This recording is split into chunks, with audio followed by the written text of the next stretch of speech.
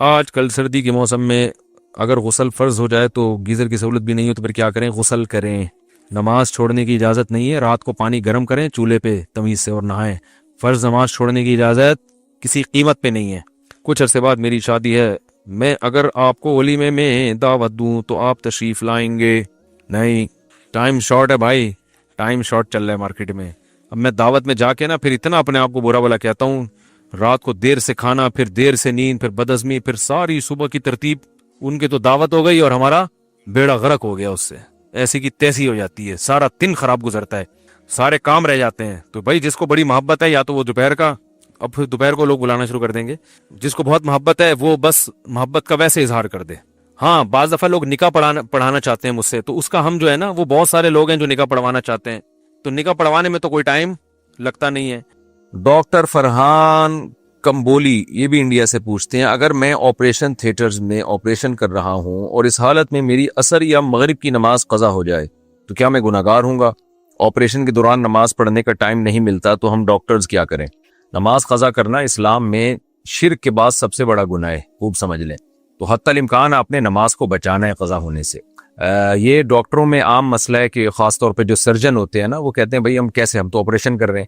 تو دیکھیں، آپ موبائل میں اپلیکیشن ڈالیں اور اس میں نماز کے شروع کا ٹائم اور نماز کب ختم ہو رہی ہے یہ ٹائم آپ نوٹ کریں ڈیلی، کہ آج عصر کی نماز کا ٹائم اتنے بجے شروع ہو رہا ہے، اتنے بجے ختم ہو رہا ہے. مغرب کا ٹائم اتنے بجے شروع ہو رہا ہے، اتنے بجے ختم ہو رہا ہے.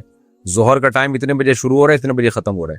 تو نمازوں کے ٹائم اتنے لمبے لمبے ہوتے ہیں کہ اس میں آپ پہلے سے ٹائم کو مینج کریں کہ بھئی میرے آپریشن کا یہ ٹائم ہے تو اس سے پہلے میں نماز پڑھ لوں. یہ آپریشن اس ٹائم ختم ہو رہا ہے، اس کے فوراً بعد میں نماز پڑھ لوں. تو آپ کو اتنا ٹائم مل جائے گا. اور اس میں جو ہے یہ جو عصر کی نماز ہے نا، عصر کی نماز، اس میں آپ یہ شافعی وقت میں بھی پڑھ سکتے ہیں. یعنی اگر آپ کو یہ ہے کہ بھئی آپریشن کے دوران نماز ضائع ہونے کا خطرہ ہے تو مثل اول پہ پڑھ لیں. مثل اول کا مطلب کیا ہے کہ ہر چیز کا سایہ جب اتنا ہوتا ہے جتنی وہ چیز ہے، اور زوال کا سایہ نکال کے اس کی ڈیٹیل میں جائے بغیر نا آپ یوں کر لیں کہ اپلیکیشن ڈاؤن لوڈ کریں، اس میں ٹائم لکھا ہوتا ہے کہ عصر حنفی ہے یا عصر شافعی ہے. تو امام شافعی کے نزدیک جو عصر کا ٹائم جلدی شروع ہو جاتا ہے اور سورج کے غروب ہونے سے تھوڑی دیر پہلے تک رہتا ہے، تو ان کے عصر کا ٹائم بہت لمبا ہے. تو خود احناف میں اس پر بھی فتویٰ دیا گیا ہے، تو وہ یعنی فقہ حنفی کے خلاف بھی نہیں ہے. تو حدیثوں میں دونوں طرح ملتا ہے. تو اس لیے اس نماز قضا ہونے سے بہتر ہے کہ اس ٹائم پہ آپ نماز پڑھ لیں، یعنی جب ہر چیز کا سایہ ایک مثل ہو جائے. تو عصر جو شافعی ہے نا، وہ ٹائم کے مطابق آپ عصر پڑھیں گے تو بہت لمبا ٹائم مل جائے گا آپ کو. ایک بات یہ ہو گئی. دوسری بات یہ کہ ایسی مجبوری میں آپ دو نمازیں اکٹھی بھی کر سکتے ہیں، اس طور پر کہ آپ نے اپلیکیشن میں دیکھا بھئی ظہر کا ٹائم ختم ہو رہا ہے شافعی ٹائم کے مطابق 3:30 بجے، اور 3:30 بجے دوسرا عصر کا ٹائم شروع ہو رہا ہے. تو آپ نے کیا کیا؟ وضو کیا، آپ نے ظہر کی نماز 3:30 بجے سے 5 منٹ پہلے پڑھی، اور سلام پھرنے کے بعد 1 منٹ انتظار کیا اور عصر کی نماز کی نیت باندھ لی آپ نے، تاکہ دو نمازیں آپ کی اکٹھی ہو جائیں، کیونکہ آپ نے آپریشن کرنا ہے، ظاہر ہے وہ بھی ضروری ہے. اسی طرح مغرب عشاء میں بھی کر سکتے ہیں آپ. تو مغرب میں آپ نے یہ کیا کہ بھی مغرب کی نماز کو ڈیلے کیا، جب دیکھا کہ بھئی عشاء کا ٹائم شروع ہونے والا ہے تو مغرب اور عشاء اکٹھی پڑھ لی آپ نے. اکٹھی کا مطلب مغرب کے ٹائم پہ، اور ادھر سلام پھیرا آپ نے، عشاء کا ٹائم بھی شروع ہو گیا تو فوراً آپ نے عشاء پڑھ لی. تو ایسی مجبوری میں سفر ہو یا حضر ہو، بارش ہو یا بارش نہ ہو، اور بیماری ہو یا نہ ہو، تو مجبوری میں اس طرح سے نمازیں اکٹھی بھی کی جا سکتی ہیں. تو آپ نے نماز کو قضا نہیں ہونے دینا کسی بھی صورت میں، اور پہلے سے ٹائم ٹیبل بنا کے رکھیں گے نا اس طریقے سے، تو انشاءاللہ نمازیں اپنے ٹائم پر ہو جائیں گی اور قضا ہونے کی نوبت نہیں آئے گی. قضا صرف اسی صورت میں ہوگی جب آپ نے سورج کے زائل ہونے کے بعد، زوال شمس کے بعد آپریشن شروع کیا، اور اتنا لمبا آپریشن چلا ہے آپ کا کہ جی وہ گویا کہ غروب آفتاب تک چلتا ہی رہا ہے آپریشن، تو پھر تو ظاہر ہے ٹائم ہی نہیں ملا نماز کا. تو ایسی مجبوری تو میرا خیال ہے ڈاکٹروں کو نہیں ہوتی ہے تو کبھی کبھار ہی شاید ہوتی ہو. تو اس طرح سے آپ عمل کریں، جیسے ہی نماز کا وقت داخل ہو فوراً نماز پڑھ لی، اور اگر نماز کا وقت جیسے ہی داخل ہوا ہے اور ٹائم ابھی داخل نہیں ہوا، آپریشن کر رہے ہیں آپ اس ٹائم پہ، تو پھر آپ دیکھیں کہ ختم کب ہو رہا ہے تو آخری وقت میں لے جائیں. تو عصر میں آپ کو اختلاف سے فائدہ اٹھا سکتے ہیں، فقہا کے اختلاف سے. آپ مثل اول پہ بھی پڑھ سکتے ہیں، مثل ثانی پہ بھی پڑھ سکتے ہیں، یعنی حنفی وقت پہ بھی پڑھ سکتے ہیں، شافعی وقت پہ بھی پڑھ سکتے ہیں. تو عصر میں یہ گنجائش ہے آپ کے لیے، بلکہ جو بھی ضرورت مند ہوگا اس کے لیے بھی گنجائش ہے یہ. اور ظہر میں آپ مجبوری میں ڈیلے بھی کر سکتے ہیں، یعنی ظہر میں آپ وہ ٹائم لے لیں کہ تھوڑا سا اس کو ڈیلے کر دیں، مثل یعنی جو شافی وقت میں عصر کا ٹائم شروع ہوتا ہے لیکن امام ابو حنیفہ کے نزدیک ظہر کا ٹائم ختم نہیں ہوتا، تو آپ نے اس وقت تک مجبوری میں ظہر کو پڑھ سکتے ہیں آپ. یعنی جب جو ہندوستان اور پاکستان میں جس ٹائم پہ عصر پڑھی جاتی ہے نا، اس کے وقت شروع ہونے سے پہلے ظہر کو مجبوری میں ڈیلے کیا جا سکتا ہے. تو اس طرح سے آپ پڑھ سکتے ہیں. پھر بھی موقع نہ ملے آپ کو تو پھر ظاہر ہے جان بچانا ضروری ہے. تو ایسی صورت میں اگر قضا کریں گے نماز تو اللہ کی رحمت سے امید ہے انشاءاللہ گناہگار نہیں ہوں گے، کیونکہ اس کو تو کھلا چھوڑ کے نہیں جا سکتے نا.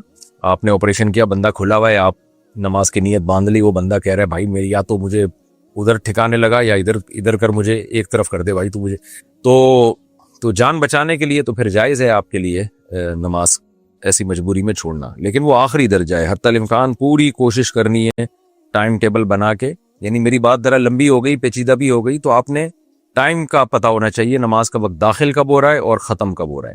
تو اس ٹائم کے حساب سے آپ نے 4 فرض ہی تو پڑھنے ہوتے ہیں نا، وضو پہلے سے کر کے رکھیں اور وہیں پہ نیت باندھ کے 4 فرض پڑھ لیں، تو اس میں کوئی اتنا بڑا مسئلہ نہیں. اچھا بھائی، اسلامک کریڈٹ کارڈ بنانا. پاکستان سے کسی نے پوچھا فیصل اسلامک بینک نے اسلامک کریڈٹ کارڈ نور کارڈ لانچ کیا ہے، کیا یہ اسلامک کریڈٹ کارڈ استعمال کرنا ٹھیک ہے؟ دیکھیں، اسلامک بینکوں کی کوشش ہوتی ہے کہ کوئی کام شریعت کے خلاف نہ ہو، اور وہاں شریع ایڈوائزر بیٹھے ہوتے ہیں، علماء بیٹھے ہوتے ہیں. تو اسلامک کریڈٹ کارڈ جو فیصل بینک نے لانچ کیا ہے، جو جہاں تک مجھے معلومات ہیں، میں نے دوسرے علماء سے بھی، جو سینئر علماء ہیں ان سے بھی رابطہ کیا ہے اس بارے میں، تو بذات خود تو اس کا سسٹم جائز ہے. لیکن دارالعلوم کورنگی نے بھی ابھی تک جواز کا فتویٰ نہیں دیا. وجہ اس کی ہے کہ کریڈٹ کارڈ کا اس طرح سے ایک نظام کا حصہ بنا کے اس کو یعنی پھیلانا اور چلانا، تو جب آپ کے پاس پیسے نہیں ہیں تو اصول تو یہی ہے نا کہ نہ کریں، آپ شاپنگ نہ کریں آپ. تو اس کو اس طرح ایک نظام کا حصہ بنا کے پروموٹ کرنا، یہ بہرحال ایک قابل اشکال ہے. تو اس لیے علماء اس کی حوصلہ افزائی بہرحال نہیں کرتے. حرام تو نہیں کہتے لیکن حوصلہ افزائی بھی نہیں کرتے. اسلامک بینکوں کو اس سے بچنا چاہیے. تو کراہت بہرحال ہے. تو اگر کسی کو کوئی مجبوری ہے تو کریڈٹ کارڈ کا وہ استعمال کرے. اگر مجبوری نہیں ہے تو احتیاط بچنے میں ہی ہے. ڈیبٹ کارڈ کا استعمال کریں. آپ کے پاس جب بینک میں پیسے پڑے ہوئے ہیں تو آپ اس کو جو ہے وہ استعمال کریں. نہیں ہے تو آپ صبر کر کے بیٹھ جائیں نا، کیوں ایک مشکوک چیز میں اپنے آپ کو ڈال رہے ہیں. تو اس لیے احتیاط کا تقاضا یہی ہے کہ یہ کام نہ کیا جائے. لیکن بہرحال اگر اسلامک بینک سے کوئی یہ معاملہ کرتا ہے تو اس کو حرام اور ناجائز نہیں کہا جا سکتا. وجہ اس کی ہے کہ اس میں سود نہیں لگتا ہے. غیر شرعی تقریبات میں شرکت. نسا اکرم خانپور سے پوچھتی ہیں، میں الحمدللہ شرعی پردہ کرتی ہوں مگر میرے خاندان میں کوئی شرعی پردہ نہیں کرتا، تو کیا میں برقع جیسی لمبی قمیص پہن کر بہن کی شادی میں شرکت کر سکتی ہوں؟ پہلی بات تو یہ کہ دیکھیے، جو کام، جو برائی جس میں سب لوگ مبتلا ہوں، جب آپ اس برائی سے بچیں گے نا تو اللہ کی نظر میں آپ کا مقام بہت اونچا ہو جائے گا. داؤد علیہ السلام کو اللہ نے نعمتیں دی اور فرمایا کہ اعملوا آل داؤد شکرا، اے آل داؤد شکر کرو میرا. کیوں؟ وقلیل من عبادی الشکور، شکر کرنے والے بندے بہت تھوڑے ہیں. ایسے تو بہت ملیں گے جن کے پاس حکومت آئی، پیسہ آیا، وہ بگڑ گئے. ایسے بہت کم ہیں کہ حکومت آئی، پیسہ آیا، وہ نہیں بگڑے. تو اللہ تعالیٰ داؤد علیہ السلام کو کیا فرما رہے ہیں کہ آپ کے پاس حکومت بھی ہے، دولت بھی ہے، روب بھی ہے، تو آپ اللہ کے شکر گزار بنیں، کیونکہ آپ کی اللہ کی نظر میں ویلیو بہت بڑھ جائے گی. کیونکہ شکر گزار مارکیٹ میں نہیں ہے، جو چیز مارکیٹ سے شارٹ ہوتی ہے اس کی ویلیو بڑھتی ہے. تو آج کے دور میں بھی با پردہ خواتین جو باقاعدہ شرعی پردہ کرتی ہوں، چچا زاد بھائی، پھوپھی زاد بھائی، دیور سے، ان غیر محرم مردوں سے، تو ایسی خواتین سوسائٹی میں بہت شارٹ ہیں. تو جو شارٹ ہیں تو جو جتنی ہیں ان کی ویلیو اللہ کی نظر میں بہت بڑھتی ہے. تو اس لیے آپ کا پورا خاندان اگر پردہ نہیں کرتا، آپ کرتی ہیں، تو یہ آپ کے لیے قابل مبارک عمل ہے. اس پہ آپ نے موت تک قائم رہنا ہے، اپنی اولادوں کو بھی اسی پہ چلانا ہے آپ نے. تو اس پہ آپ نے صبر سے ڈٹے رہنا ہے. رہا مسئلہ شادی میں تقریبات کا، تو بہن کی شادی میں آپ، ہاں ٹھیک ہے، برقعے جیسی لمبی قمیص پہن کے، اصل مقصد تو ہے پورا جسم ڈھانپنا. تو پورے جسم کو آپ کسی بھی طرح سے کور کر لیں تو پھر شادی میں جا سکتی ہیں. لیکن اس میں یہ ہے کہ وہ مکس گیدرنگ نہ ہو، وہاں ڈول ڈھمکے نہ ہو رہے ہوں، اور جو جیسے آج کل شادیوں میں مکس گیدرنگ ہوتی ہے تو اس میں آپ اجتناب کریں. اور اگر بہت ہی کوئی مجبوری ہو تو پھر کنارے پہ جا کے بیٹھ جائیں. بہن کی شادی سے میں بائیکاٹ کرنے کا بھی بڑے مسائل، بہت زیادہ دباؤ آتا ہے، اور بہنوں کے لیے بھی پھر مسائل کھڑے ہو جاتے ہیں کہ سسرال میں کہ تمہاری جو بہن کیوں نہیں آئی تھی شادی میں. وہ بہنوں پہ بڑا ظلم ہوتا ہے، ان کو بڑا امیج برا جاتا ہے. تو آپ اس شادی سے اوائڈ کریں اگر وہ مکس گیدرنگ ہے. اور اگر بہت ہی مجبوری ہو تو کہیں کونے میں جا کے بیٹھ جائیں. تاکہ بس ایک قطع رحمی اور وہ جو شادی میں شرکت نہ کرنے کا ایک جو سائیڈ ایفیکٹ ہوتے ہیں اس سے آپ کی بچت ہو جائے. لیکن پردے کے ساتھ بھی مکس گیدرنگ میں جانا شادی بیاہ میں عورت کے لیے جائز نہیں ہے. نہ مرد کے لیے جائز ہے نہ عورت کے لیے جائز ہے. اسلامک ویڈیوز اسکپ کرنا. سہیل احمد پاکستان سے پوچھتے ہیں آج کل ہم سوشل میڈیا استعمال کرتے ہوئے اکثر اوقات جب ویڈیوز دیکھ رہے ہوتے ہیں تو اس میں بہت سی اسلامک ویڈیوز بھی ہوتی ہیں جن میں قرآنی آیات اور احادیث والی ویڈیوز بھی ہوتی ہیں. بعض اوقات ہم دیکھ اور سن بھی لیتے ہیں اور اکثر اسکپ بھی کر دیتے ہیں. کیا ہمارا ایسا کرنا گناہ یا کفر تو نہیں ہے؟ رہنمائی فرما دیں. نہیں جی، نہ گناہ نہ کفر ہے. انسان جب اس کا موڈ نہیں ہوتا اور تو وہ نہ نصیحت سنے، بلکہ ایسی صورت میں تو نصیحت سننے کا بعض دفعہ نقصان کا خطرہ ہوتا ہے. تو نصیحت جب ہی سننی چاہیے، جب بیان جب ہی سننا چاہیے جب دماغ فریش ہو آپ کا، باقاعدہ آپ سننے کی نیت سے سنیں. اور نہیں موڈ ہو رہا تو اسکپ کر دیں، کوئی حرج نہیں ہے اس میں. اور یہ بھی ہے کہ موڈ بنا لیں، اس میں کتنا ٹائم لگتا ہے موڈ بنانے میں، لیکن بہرحال اسکپ کرنے میں کوئی گناہ نہیں ہے. کتوں کا مارنا. سید بادشاہ حیدرآباد سے. میری ساری مرغیوں کو کتوں نے کھا لیا ہے، کیا ہم کتوں کو مار سکتے ہیں؟ دیکھیں، کتوں نے آپ کی مرغیوں کو مارنے سے پہلے آپ سے فتویٰ لیا تھا یا مجھ سے پوچھا تھا آسک مسائل میں کہ مفتی صاحب ہم حیدرآباد میں سید بادشاہ کی مرغیوں کو مار سکتے ہیں؟ پھر میں نے جواب دیا ہو کہ مار سکتے ہیں تو اس فتوے پہ انہوں نے مارا ہو. تو جب کتوں نے ہم سے پوچھے بغیر آپ کی مرغیاں مار دیں تو آپ بھی ہم سے پوچھے بغیر ان کتوں کو مار دیں. آپ باقی کتوں کو مارنے کا کیا حکم ہے؟ تو جب کتے زیادہ ہو جائیں تو حدیث میں ان کو مارنے کا حکم ہے. صحیح مسلم کی حدیث ہے، نبی صلی اللہ علیہ وسلم نے مدینہ میں کتوں کے مارنے کا حکم دیا کیونکہ بہت زیادہ ہو گئے تھے. وجہ اس کی یہ ہے کہ وہ آپ کتوں کو نہیں ماریں گے تو کتے آپ کو ماریں گے. جیسے کہ کراچی میں کتے لوگوں کو مار رہے ہیں، بائکوں سے لوگ کتوں سے ٹکرا رہے ہیں. 4-5 لنگڑے میں دیکھ چکا ہوں اب تک کراچی میں جن کی ہسٹری یہ ہے کہ وہ کتوں سے ٹکرا کے گرے، اور پتہ نہیں کتنے سینکڑوں لنگڑے ہو چکے ہیں کراچی میں. کچھ تو مر چکے ہیں کتے سے ٹکرا کے، ایکسیڈنٹ ہوا. تو کتے ہی کتے پھیلے جا رہے ہیں اور گورنمنٹ کی طرف سے ان کے مارنے پر پابندی ہے. کیوں؟ جب بھی ہم بات کرتے ہیں تو وہ کہتے ہیں کہ جی جو اینیمل لورز ہیں یا جو جانوروں کے حقوق کی تنظیمیں ہیں وہ ناراض ہوتی ہیں. واللہ عالم حقیقت کیا ہے. تو انسانوں کا حق پہلے، کتوں کا بعد میں ہے. تو خدا را یہ کراچی سے تو کتے ختم کر دو. ابھی چند دن پہلے ایک بزرگ فجر کی نماز پڑھ کے نکلے، 4-5 کتوں نے ان پہ حملہ کیا ہے، ان کو زخمی کر دیا. پھر کتے تو پاگل بھی ہوتے ہیں، ان کے زخم سے وہ انجیکشن لگوانے پڑتے ہیں اور ہمیں پتہ بھی نہیں ہوتا یہ کتا پاگل ہے یا نہیں. جو بھی کتا کاٹے گا آپ کو ٹیکے سارے ہی لگانے پڑیں گے. تو کتے کو تو پتہ ہوتا ہے سامنے والے کے بارے میں کہ یہ کیا ہے، لیکن ہمیں کتوں کے بارے میں پتہ نہیں ہوتا.